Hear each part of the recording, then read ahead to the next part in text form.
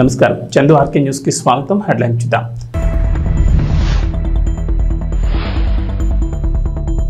త్వరలో సర్పంచ్ ఎన్నికలు, 3 దశల్లో ఎన్నికల నిర్వహణ, రిజర్వేషన్ల విషయంలో ప్రభుత్వానిదే అంతిమ నిర్ణయం.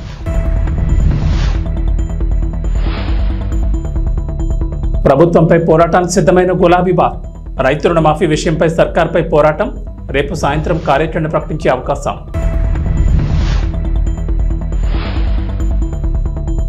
వన మహోత్సవం సందర్భంగా పవన్ కళ్యాణ్ సందేశం, మరోసారి కోకో కార్పస్ మొక్కలపై డిప్యూటీ సీఎం అలర్ట్, ప్రజలెవరూ ఆ మొక్కలు నాటొద్దని సూచన.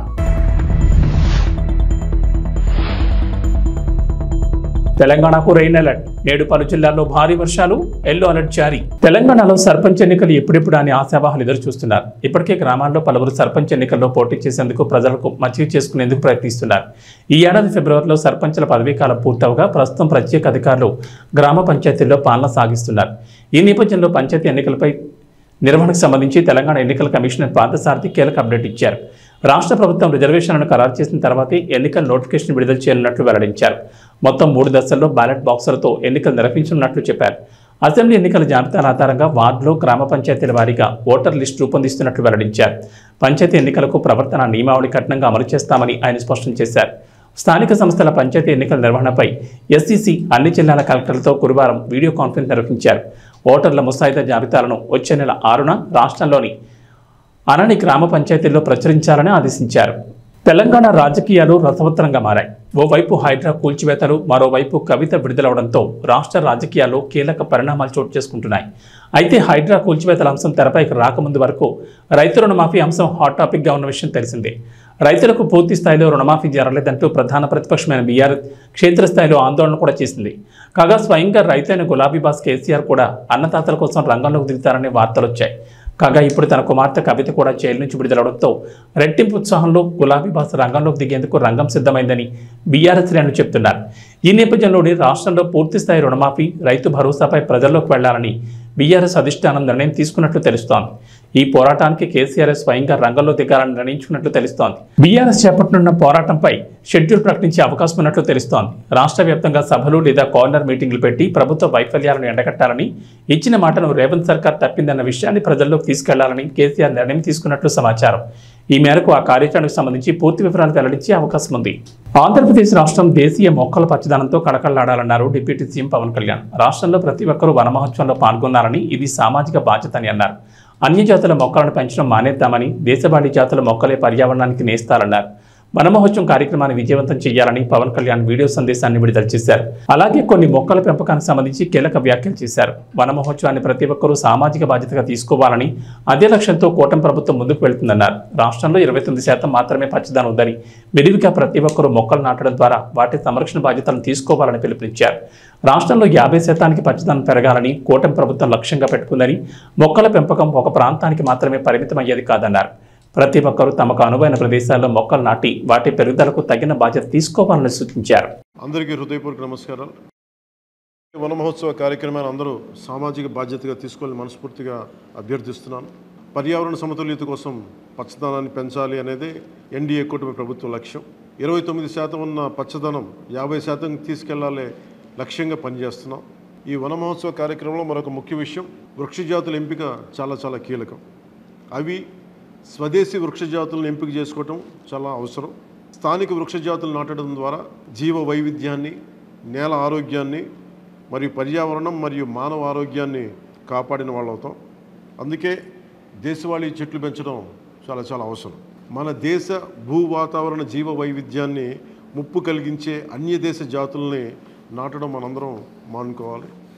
చూడటానికి మొక్క ఆకర్షణీయంగా ఉంది, మొక్క నాటితే ఏపుగా పెరిగిపోతుంది, నిర్వహణ ఖర్చులు అని చెప్పి ఎవెన్యూ ప్లాంటేషన్ పేరు మీద గత దశాబ్ద కాలంలో అన్య దేశ వృక్ష జాతులైన కోనా కార్పస్, ఏడాకుల పాల, మడగాస్కర్ ఆల్మండ్, ఆస్ట్రేలియా తుమ్మ లాంటి వృక్ష జాతుల్ని విరివిగా నాటేశాం. వీటి మూలంగా పర్యావరణానికి ప్రయోజనం కంటే కూడా ఆరోగ్యం మీద, భూగర్భ జల సంపద మీద చాలా తీవ్ర ప్రభావం చూపుతూ ఉంది. అందరూ ఆ ప్రాంత జీవ వైవిధ్యాన్ని పెంపొందించే స్వదేశీ జాతులను మాత్రమే నాటాలి అనేది ఏ దేశపు వృక్ష శాస్త్రజ్ఞుల్ని అడిగినా చెప్పే మాట ఇది. కానీ ఆ వాస్తవాన్ని విస్మరించి విదేశీయ మొక్కల మోసుతో రాష్ట్రమంతటా కోనా కార్పస్తో నింపేశారు. కోనోకార్పస్ అసలు మొదట పరిచయం చేసిన అరబ్ దేశాలే దాన్ని నిషేధించినాయి. ఎందుకంటే దాని దుష్ప్రభావాలను గుర్తించిన వెంటనే నిషేధించారు, తీసేశారు. మన దేశంలో తెలంగాణ, గుజరాత్, కర్ణాటక, అస్సాం ప్రభుత్వాలు కూడా వీటిని నిషేధించినాయి. ఈ కోనోకార్పస్ లాంటి విదేశ వృక్ష జాతుల మూలంగా జరిగే అనర్థాలు చాలా ఉన్నాయి. అవి ముఖ్యంగా మన భూగర్భ జల సంపదను హరించి వేస్తాయి, శ్వాస సంబంధ ఆరోగ్య సమస్యలకి కారణమవుతున్నాయి. కోనోకార్పస్ ఎలాంటి వృక్ష జాతి అంటే పశువులు తినవు, పక్షులు గూడు పెట్టవు, కనీసం పక్షులు కూడా వాలవు. చెట్టుని చేమని ఆధారంగా చేసుకుని బతికే క్రిమికీటకాలు కూడా ఈ చెట్లు జోలికి రావు. పక్షులే దూరంగా ఉండే ఈ మొక్కల్ని మనం మోజులో పడి ఎందుకు వేయాలి అనేది కీలకమైన ప్రశ్న. అందుకే ప్రతి సంవత్సరం జూన్, జూలైతో మొదలై నవంబర్లోని కార్తీక సమారాధన వరకు కొనసాగే ఈ వన మహోత్సవ కార్యక్రమంలో మన స్వదేశీ జాతులైన జీవ ఇంధనంగా ఉపయోగపడే కానుగ, వేప, చింత, ఉసిరి, శ్రీగంధం, ఎర్రచందనం, రావి, మర్రి, రేల, దిరిసెన, సీత, అశోక, మారేడు, నేరేడు, దేవకాంచనం, తెల్లమద్ది, మామిడి, కదంబం, జమ్మి, వెలగ, సీతాఫలం ఇలాంటి ఇంకా ఎన్నో మన జాతుల మొక్కల్ని నాటాలని అందరినీ అభ్యర్థిస్తున్నాం, కోరుకుంటున్నాం. 29% ఉన్న మన పచ్చదనాన్ని 50% తీసుకెళ్లే లక్ష్యంగా చంద్రబాబు నాయుడు గారి నాయకత్వంలో కూటమి ప్రభుత్వం పనిచేస్తుంది. అందరం కలిసి పచ్చదనాన్ని పెంచుకుందాం, పర్యావరణాన్ని కాపాడుకుందామని తెలియజేసుకుంటూ జై హింద్. 10 రూపాయల నాణ్యం చెల్లదనే అపోహ చాలా మందిలో ఉంది. దీనిపై దేశవ్యాప్తంగా విస్తృతంగా ప్రచారం కూడా జరుగుతోంది. దీంతో చిరు వ్యాపారులు మొదలుకొని పెద్ద వ్యాపారుల వరకు 10 రూపాయల నాణ్యాలు తీసుకోవడం లేదు. కొన్ని ప్రభుత్వ సంస్థలు కూడా 10 రూపాయల నాణ్యాలు తీసుకోకుండా అభ్యంతరాలు తెలుపుతున్నాయి. దీంతో రంగంలోకి దిగిన ఆర్బీఐ 10 రూపాయల నాణ్యం చెల్లుతుందని ప్రకటన చేయాల్సి వచ్చింది. అయినా దానిపై ఉన్న అపోహ పోవడం లేదు. తెలంగాణ ఆర్టీసీ బస్సుల్లోనూ కొందరు కండక్టర్లు 10 రూపాయల నాణ్యం తీసుకోవడం లేదు. ఈ విషయంపై పలువురు ప్రయాణికులు టీజీఎస్ ఆర్టీసీ యాజమాన్యానికి ఫిర్యాదు చేశారు. నేపథ్యంలో ఆర్టీసీ యాజమాన్యం కండక్టర్లతో పాటు ఎగ్జిక్యూటివ్ డైరెక్టర్, డిపో మేనేజర్లకు కీలక ఆదేశాలు జారీ చేశారు. బస్సుల్లో ప్రయాణికులు ఇచ్చే 10 రూపాయల నాణ్యాలు తీసుకోవాలని ఆర్టీసీ కండక్టర్లను ఆదేశించారు. 10 కాయిన్ను ఆర్బీఐ ఉపసంహరించుకోలేదని, ఆ కాయిన్కు చట్టబద్ధత ఉన్నందున ఎటువంటి అభ్యంతరాలు వ్యక్తం చేయకుండా తీసుకోవాలని ఆదేశాలు జారీ చేశారు. పిఠాపురం మహిళలకు డిప్యూటీ సీఎం పవన్ కళ్యాణ్ పంపించిన స్పెషల్ గిఫ్ట్లు పంపిణీ చేశారు. శ్రావణ మాసం చివరి శుక్రవారం పిఠాపురంలోని శక్తిపీఠం శ్రీ పురోహితిక అమ్మవారి ఆలయంలో సంప్రదాయబద్ధంగా వరలక్ష్మి వ్రత పూజలు నిర్వహించారు. వ్రతంలో పాల్గొన్న ఆడపడుచులకు స్థానిక MLA, deputy CM Pawan Kalyan సొంత ఖర్చులతో పంపిన పసుపు, కుంకుమ, చీరలు అందజేశారు. పవన్ తరపున ఆయన వదిన, జనసేన పార్టీ రాష్ట్ర ప్రధాన కార్యదర్శి నాగబాబు సతీమణి పద్మజ, ఎమ్మెల్సీ పిడుగు హరిప్రసాద్ పంపిణీ చేశారు. వరలక్ష్మి వ్రతంలో పాల్గొన్న ఆడపడుచులందరికీ పసుపు, కుంకుమ, చీరలు కానుక అందజేశారు. కొణిదెల పద్మజ ప్రతి ఒక్కరిని ఆప్యాయంగా పలకరిస్తూ బొట్టు పెట్టి మరీ సారి అందించారు. పురోహితిక అమ్మవారి సామూహిక వరలక్ష్మి వ్రతం నిర్వహించారు. పిఠాపురం ఆడపడుచులతో కలిసి పద్మజ వరలక్ష్మి వ్రతం ఆచరించారు. వేద పండితుల మంత్రోచ్చారణతో ఘనంగా వరలక్ష్మి వ్రతాన్ని నిర్వహించారు. సామూహిక వరలక్ష్మి వ్రతాల నేపథ్యంలో ఉదయం 5 గంటల నుంచి పురోహితిక అమ్మవారి ఆలయం వద్ద భక్తులు బారులు తీరారు. వందలాదిగా తరలివచ్చి భక్తి శ్రద్ధలతో వ్రతం ఆచరించారు. భక్తుల రద్దీ ఎక్కువగా ఉండడంతో 3 బ్యాచ్లుగా వ్రతాలు నిర్వహించే విధంగా ఆలయ అధికారులు ఏర్పాట్లు చేశారు. ఆలయ ఈవో భవానీ ఏర్పాట్లను పర్యవేక్షించారు. కృష్ణా జిల్లా గుడివాడ సమీపంలోని గుడ్లవల్లేరు ఇంజనీరింగ్ కాలేజీలో సీక్రెట్ కెమెరాల వ్యవహారం కలకలం రేపింది. గర్ల్స్ హాస్టల్ వాష్రూమ్లలో హిడెన్ కెమెరాలు పెట్టారంటూ విద్యార్థులు అర్ధరాత్రి ఆందోళన దిగారు. బాధ్యులపై కఠిన చర్యలు తీసుకోవాలంటూ నినాదాలు చేశారు. వాష్రూమ్లలో హిడెన్ కెమెరాలు ఏర్పాటు చేసి విద్యార్థుల వీడియోలను రికార్డ్ చేస్తున్నట్లు వారు ఆరోపిస్తున్నారు. బీటెక్ ఫైనల్ ఇయర్ విద్యార్థిపై ఇదంతా చేస్తున్నాడని, ఆ వీడియోలను అమ్ముతున్నాడంటూ సంచలన వ్యాఖ్యలు చేశారు. అక్కడితో ఆకుండా అందరూ కలిసి అతడిపై దాడికి ప్రయత్నించారు. ఈ విషయం తెలుసుకున్న పోలీసులు అక్కడికి చేరుకున్నారు. విద్యార్థులకు నచ్చజెప్పి ఆందోళన విరమించారు. ఈ హిడెన్ కెమెరాల వీడియోల వ్యవహారంలో ఆరోపణలు ఎదుర్కొంటున్న ఫైనల్ ఇయర్ విద్యార్థిని పోలీసులు అదుపులోకి తీసుకుని ప్రయత్నిస్తున్నారు. ఆ విద్యార్థి ల్యాప్టాప్, మొబైల్ పోలీసులు స్వాధీనం చేసుకున్నారు. అయితే ఫైనల్ ఇయర్ విద్యార్థికి మరో విద్యార్థిని సహకరిస్తూ వాష్రూమ్లలో కెమెరాలు ఏర్పాటు చేసినట్లు విద్యార్థులు ఆరోపిస్తున్నారు.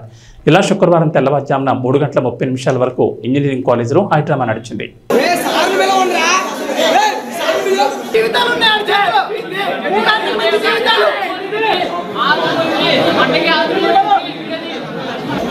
ఆవేశం కాదు బాబాయ్, ఆలోచించుకోవాలి. వాడు చేసి కరెక్ట్ తప్పే కదా. ఇప్పుడు ఆ తప్పు 10 మంది తెలిస్తే ఒక ఆడపిల్లని గొడవ చేయడం కరెక్ట్ కాదు కదా. తప్పే. మనం చెల్లెళ్ళు ఉంటారు, అప్పలు ఉంటారు. మరి ఏం చేశారు? 2 గంటలు ఏం చేశారు? ఇప్పుడు గుర్తొచ్చిందా? చెల్లెళ్ళు 2 గంటలు గుర్తొచ్చిందా? టైం 11 అయితే 9 జరుగుతుంటే 11 గుర్తొచ్చిందా? నీకు 11 గుర్తొచ్చిందా? వారం 10 రోజులు అయింది, రియాక్ట్ అయితే తెలుసు. మరి ఏం చేస్తారు? 2 గంటల నుంచి పరిష్కరించాలని తెలీదా? ఆడి మీద వచ్చేసిన తర్వాత అమ్మాయి మీద వీడియో వచ్చిన అమ్మాయి మీద వచ్చేదాకా పరిష్కరించాలని మీకు తెలీదా? కాలేజ్ డైరెక్టర్ తెలీదా?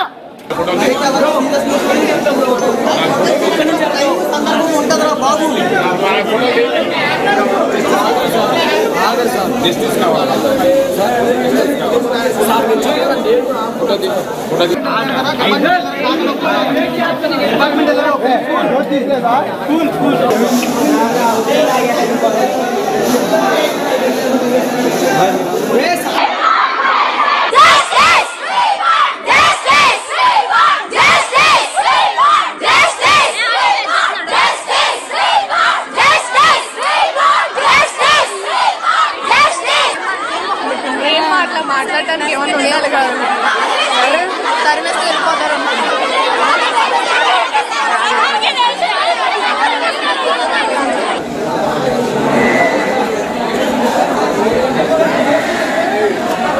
పీపుల్స్ మీడియా అధినేత టీజీ విశ్వప్రసాద్ ప్రస్తుతం వరుస చిత్రాలతో బిజీగా ఉన్న సంగతి తెలిసిందే. మిస్టర్ బచ్చన్ అంటూ ఆగస్టులో సందడి చేశారు. కానీ మిస్టర్ బచ్చన్ ప్రమోషన్స్ ఉన్నంత జోరుగా సినిమా లేకపోయింది. మిస్టర్ బచ్చన్ బాక్సాఫీస్ వద్ద బోల్తా కొట్టేసింది. మినిమం కలెక్షన్లు కూడా రాబట్టలేకపోయింది. పైగా దారుణంగా ట్రోలింగ్ గురైంది. ఇక ఈ మూవీ తమకు నష్టాలను తెచ్చిపెట్టిందని నిర్మాత టీజీ విశ్వప్రసాద్ నేరుగానే చెప్పేస్తున్నారు. తాజాగా శ్రీ విష్ణు స్వాగ్ టీజర్ లాంచ్ ఈవెంట్లో టీజీ విశ్వప్రసాద్ మాట్లాడిన మాటలు వైరల్ అవుతున్నాయి.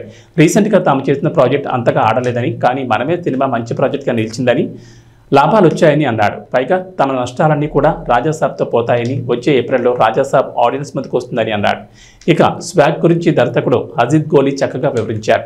ఇంతవరకు ఈ కాన్సెప్ట్ మీద సినిమా రాలేదన్నారు. జెండర్ వార్ మీద ఈ మూవీని తీశానని అన్నారు.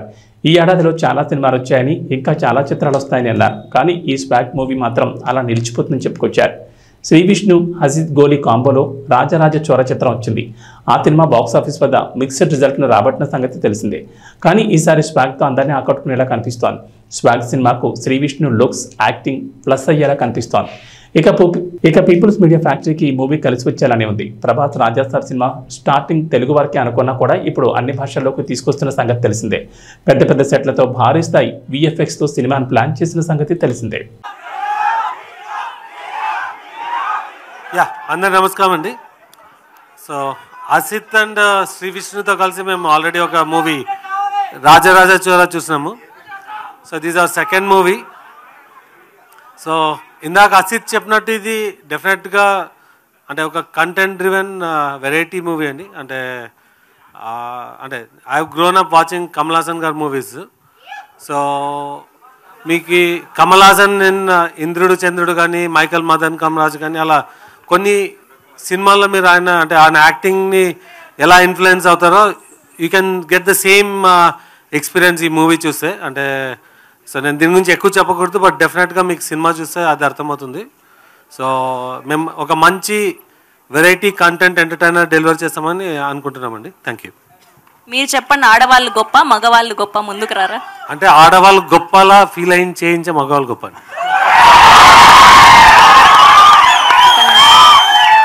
అలా ఫీల్ చేయిస్తున్నారంటే మా ఆడవాళ్లే గొప్ప. ఓకే. సీజనల్ వ్యాధులపై అప్రమత్తంగా ఉండాలని రేణుగుంట ప్రాథమిక ఆరోగ్య కేంద్ర వైద్యాధికారి డాక్టర్ చత్రప్రకాష్ రెడ్డి తెలిపారు. ఇటువంటి కాలంలో చికెన్ గున్యా, డెంగ్యూ వ్యాధి విజృంభిస్తుందన్నారు. దానికి తోడు మలేరియా వ్యాధి కూడా ఇటీవల వ్యాపిస్తుందన్నారు. చికెన్ గున్యా, డెంగ్యూ వ్యాధి మంచినీటిలో లార్వాలు ఉత్పత్తి అవుతాయన్నారు. మలేరియా మురికి నీటిలో దోమలు ఉత్పత్తి క్యూలెక్స్ దోమ కొట్టడం వల్ల ఈ వ్యాధి వస్తుందన్నారు. ఇంటి పరిసర ప్రాంతాల్లో మురికి నీరు నిల్వ ఉండకుండా చూసుకోవడంతో పాటు వ్యాధులు వ్యాపించకముందే ఎప్పటికప్పుడు పంచాయతీ అధికారులకు తెలియజేసి పరిసరాలను పరిశుభ్రంగా ఉంచుకోవాలని కోరారు. ఇటీవల కాలంలో ఫ్లూ జ్వరాలు వస్తున్నాయని, వాటికి భయపడాల్సిన పని లేదని, వేడి నీళ్ళు ఎక్కువగా తీసుకోవడంతో పాటు ఐస్ క్రీమ్ లాంటివి తీసుకోకుండా ఉండాలని సూచించారు. జ్వరము, దగ్గు ఉంటే అలాంటి వారి దగ్గర 6 అడుగులు దూరంగా ఉండడంతో పాటు మాస్క్ లాంటివి ధరిస్తే ఎంతగానో ఉపయోగం ఉంటుందన్నారు. ప్రభుత్వ ఆసుపత్రుల్లో అన్ని రకాల మందులు అందుబాటులో ఉన్నాయని, దానికి తోడు అన్ని రకాల వైద్య పరీక్షలు ఉచితంగా చేయడం జరుగుతుందన్నారు.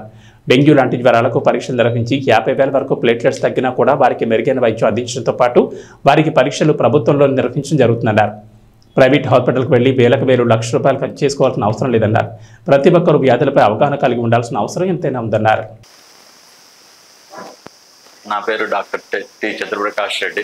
నేను రేణుగుంట మండల వైద్యాధికారిని.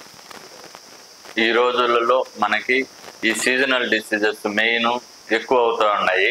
మన ఎక్కువగా చూస్తున్నాము. ఇందులో మెయిన్గా ఫుడ్లో చికెన్ గునియా, డెంగ్యూ ఇవి ఎక్కువగా కనబడుతూ ఉన్నాయి. ప్లస్ వీటితో పాటు అంటే ఇంకా మలేరియా కూడా స్టార్ట్ అవుతుందని మన పేపర్లలో చూస్తున్నాము. ఈ డెంగ్యూ, ఈ చికెన్ గునియా మాత్రము మెయిన్ ఏంటంటే మంచినీటిలోనే లార్వాలు ఉత్పత్తి చేస్తాయి. అవి only evening time and morning time మాత్రమే దోమలు మనకు పుడతాయి, ఆ దోమల ద్వారా వస్తాయి.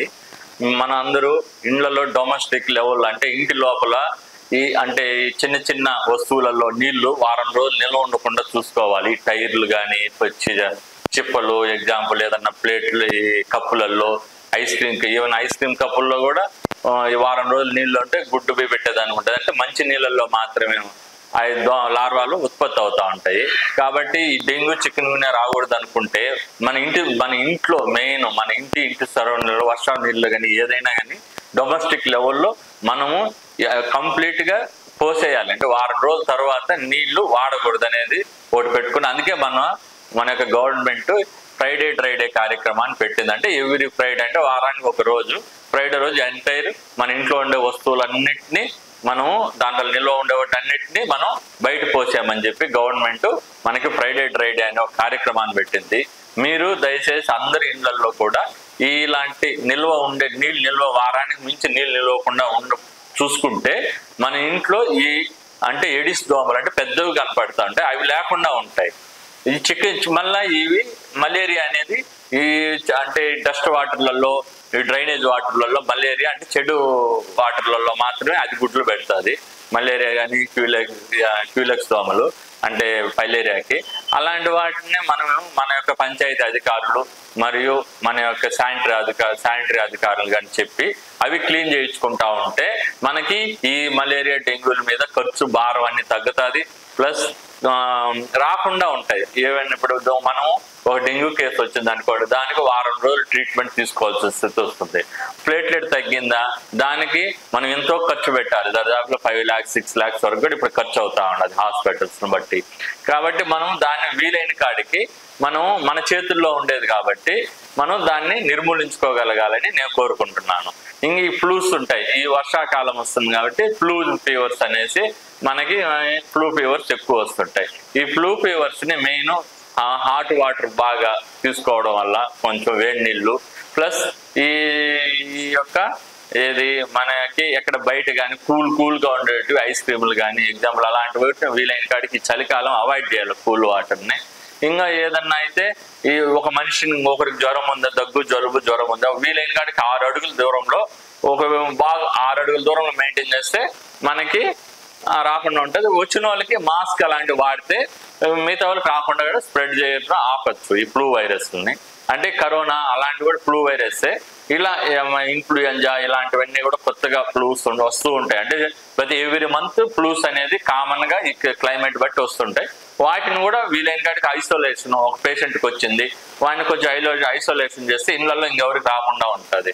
కాబట్టి దయచేసి ఇలాంటి నివారించే పద్ధతుల్ని మనం చేసుకోవచ్చు. ఒక జబ్బు వచ్చినాక మళ్ళీ మేము వాటి మీద మనకు గవర్నమెంట్ అన్ని రకాల వైద్య సేవలు ఉన్నాయి.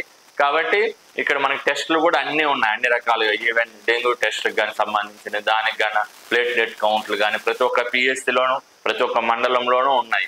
కాబట్టి కాబట్టి ఎవ్రీ ఆల్టర్నేట్ డే అంటే ఈ రోజు చేసుకుంటే రేపు ఎల్లుండి ప్లేట్లెట్ కౌంట్ అట్లా చేస్తాము. ఒకవేళ ప్లేట్లెట్ కౌంట్ మినిమం 50,000 వరకు వచ్చినా కానీ రికవర్ అయ్యే ఛాన్సెస్ ఈజీగా ఉంటుంది. లిక్విడ్స్ బాగా తీసుకోవడము, ఓఆర్ఎస్ అలాంటి బాగా తాగడము. అంటే వైరల్ ఫీవర్లలో డీహైడ్రేషన్ కాకుండా అంటే నీళ్లు బాగా తాగడం, డీహైడ్రేషన్ అంటే లిక్విడ్స్ బాగా తీసుకుంటా ఉంటే ఫీవర్ ఎక్కువ వస్తుంటుంది. 102, 103 టెంపరేచర్లు వస్తూ ఉంటాయి. కాబట్టి మనకి డీహైడ్రేషన్ ఎక్కువ అయ్యే ఛాన్సెస్ ఉంటుంది. అది రాకుండా మనము వాటర్ ఫుల్ తీసుకుంటా ఉంటే డీహైడ్రేషన్ కొంచెం వరకు కవర్ అయిందంటే ఆటోమేటిక్గా మన బాడీనే దాని యొక్క రెస్పాన్స్ వచ్చేస్తుంది మన బాడీ. కాబట్టి అందరూ దాని గురించి భయపడకుండా ఫస్ట్ నివారణ చర్యలకి ఏ వారంలో మన ఇంట్లో ఉండే వస్తువులు అన్నింటిలో ఏదైనా అంటే ఫ్రిడ్జ్లు కానీ, ఈ ఎయిర్ కూలర్లు కానీ, టైర్లు కానీ, కప్పులు కానీ, ప్లాస్టిక్ ఏమైనా బయట పెట్టిన నీళ్ళ తొట్టులు కానీ అంటే సంపులు ఇలాంటి వాటిని అంతా వారానికి ఒక రోజు మీ ఇంట్లో ఉండేటువంటి క్లీన్ చేసేయండి. అప్పుడు దోమలు, డెంగ్యూ చికెన్ గున్యా జబ్బులు రాకుండా ఉంటాయి. చికెన్ గున్యా అయితే కొంతమందికి వచ్చిందంటే పాపం నెలల తరబడి కీళ్ళ నొప్పులు కీళ్ళవాతాలు ఉన్నాయి. కాబట్టి మీరు దయచేసి అందరూ ఇలాంటి పాటిస్తారనేసి నేను కోరుకుంటున్నాను మా మెడికల్ డిపార్ట్మెంట్ తరఫున. ఇక వాతావరణ విషయానికి వస్తే తెలంగాణకు హైదరాబాద్ వాతావరణ శాఖ రెయిన్ అలర్ట్ జారీ చేసింది. రాష్ట్రంలో మరో 4 రోజుల పాటు భారీ వర్షాలు కురుస్తాయని వెల్లడించింది.